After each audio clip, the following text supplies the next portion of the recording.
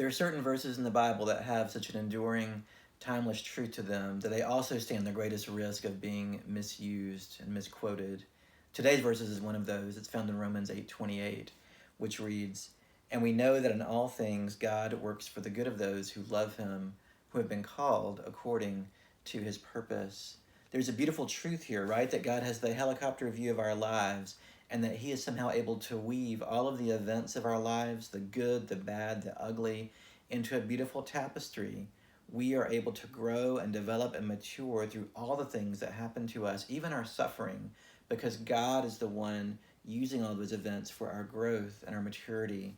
There's a great example of this in the Old Testament in the story of Joseph. Joseph was, as you may recall, sold into slavery by his brothers, and he endured jail. He was framed for something he didn't do.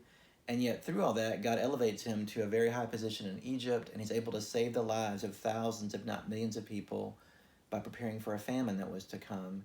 And he says, "You meant it for evil, but God meant it for good." And that's the truth of this verse. I can tell you similar stories of my own life, how when I was 16, my dad died of leukemia. And as awful as that was, I can look now with the perspective of time and see how God used that in my life to grow me and develop me in ways that maybe weren't possible when my dad was alive.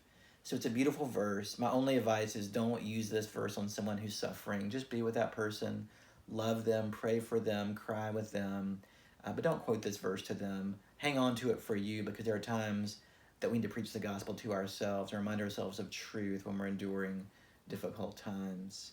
Amen.